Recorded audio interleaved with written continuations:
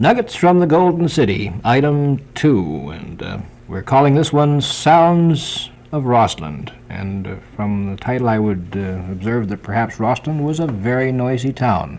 No, I don't think I'd say it was noisy, Dave, but it had sounds that were peculiar to its livelihood and so forth.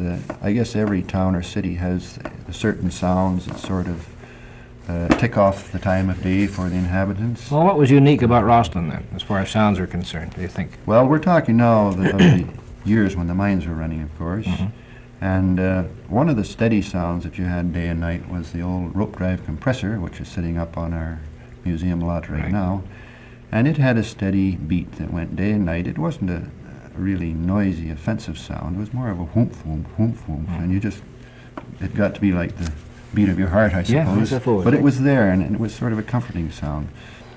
And then, of course, you had that wonderful steam-driven hoist at the Center Star mine.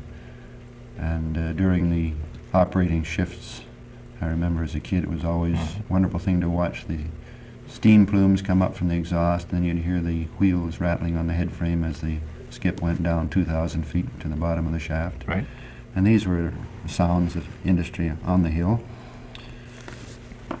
And if we're talking of the mines, of course, the time of day, the mine whistles were very important to the time of day. The miners regulated their lives by this, and so did the population as a result, because everybody related to the mines in one way or another. And the mine whistle would start at 5:30 in the morning and give 3 long blasts to wake the workmen up. And everyone else. And everyone else. But again, it didn't seem to bother you because it was part of it.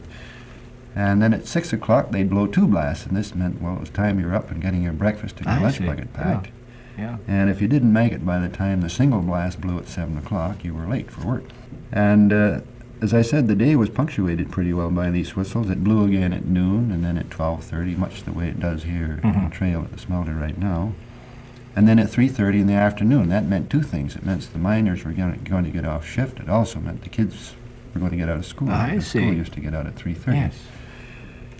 And it's strange how even animals got to recognize these signals. I had a dog that used to leave whatever he was doing at 3:30 when he heard that whistle and run to the top of the street to wait for me to come home. Yeah, I'll bet. Now here's one I remember, the trains. I can remember that from my boyhood in Rossland. That's right. The trains, again, were part of our life because they were the only contact, really, with the outside world. Now we're speaking of steam trains, not your modern diesel We're engine. speaking of steam trains. The real yes. train. Real trains, yes. And again, the trains were one of the early morning sounds, both the Great Northern and the Canadian Pacific. The Canadian Pacific left at 6 o'clock in the morning, and you would hear the locomotive puff away from the station and the bell ring a bit, and then it would drift over the hill and be gone. And the Great Northern would leave about 8 o'clock in the opposite direction out toward the Black Bear and down Patterson Way. And the Canadian Pacific would return again. It would make a trip to Nelson and back. That's where it went, dropping off workmen at Trail and passengers all the way to Nelson. Would return at 4:45 at night. The workmen would get on, who worked in the smelter down here, would come up by train. Right. And when the train, you could hear them coming up the hill, of course, all the way from the switchback, and this would give you ample time to realize what time of day it was. And if you heard the train coming, you knew it was about 4:45. It was time you got on home. And at 6 o'clock at night, the train left again, this time for Castlegar and Robson, and it would meet the boat on the Arrow Lakes. And again, it was a sort of one of the final sounds of the day when you heard the train move away from the station and off down the hill with its bell ringing all down through Rossland and down to the Union Avenue station. When that sound died out, you realized that evening had arrived. And you wouldn't hear anything more of the train then until midnight when it returned. I see. And again, they came in very quietly. All you could hear was the blast of the locomotive, but they didn't ring any bells or blow any Very whistles. thoughtful of them. With life being tied so closely to these whistles throughout the day, it would seem to me that if the train wasn't punctual, that the whole system would be all out of kilter, wouldn't it? This is correct. Everybody wondered what was wrong, and it did happen from time to time. But the train was your only communication with the outside world before the days of highways. Some other sounds. Well, Rossland had its night sounds too. One of the scary ones, of course, was the underground blasting. If you happen to live in a part of the city where you were over some of the underground workings, this would happen at the end of shift about between 10:30 and 11, and I know as a kid being alone in the house, this was quite upsetting. You knew what it was, but it still scared you. And then there was another peculiar sound. I guess it was peculiar to most of the small towns before the days of indoor plumbing, and that was the honey wagon. Yeah. It would clatter up the street at night, and you would hear all the sounds and bangings that accompanied it, and then it would go away. And this again was something that you heard and realized, well, life was going on around you.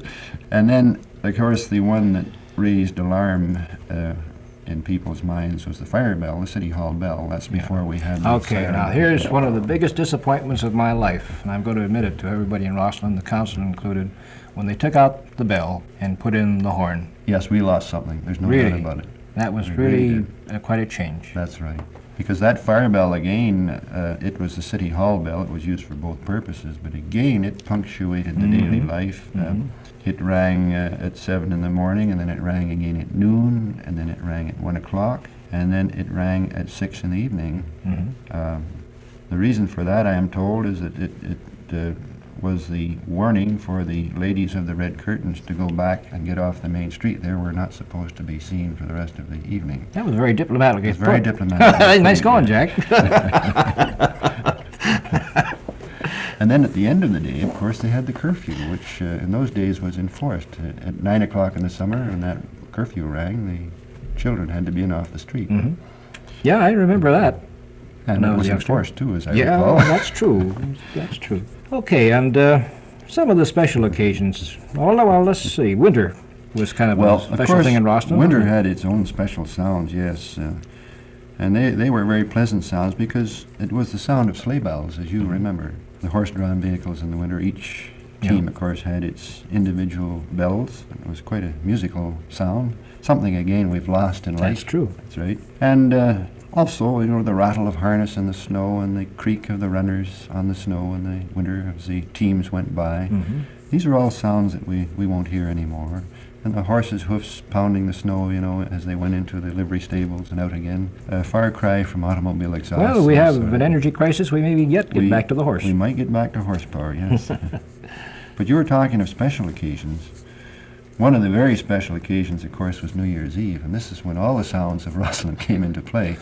This is when it was noisy. This is when it was Yes, noisy. As right. I recall, the mine whistle went, the church bells, the city bell. If there were locomotives sitting in the yard, and they were usually a freight engine as well as a passenger engine, they would blow the whistle till the steam was all gone and ring the bells.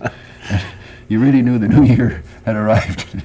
And, of course, there were the other sounds, too. These were more summer sounds. Those were when they used to have Saturday night band concerts in the old bandstand that was on Columbia Avenue next to the Allen Hotel there. And they gradually disappeared with the years, but they were sort of taken over with the sounds that I guess everybody remembers of the Salvation Army every Saturday night out on the corner with their band. All these things, of course, made life, because life was more directed more inward in those days. There weren't the diversions that there are now. Hockey, too, was important. Hockey. One of the sounds of Rossland, of course, would be the hockey specials, the trains coming in from Nelson for the hockey games, and they would run a special which would get to Rossland just before game time.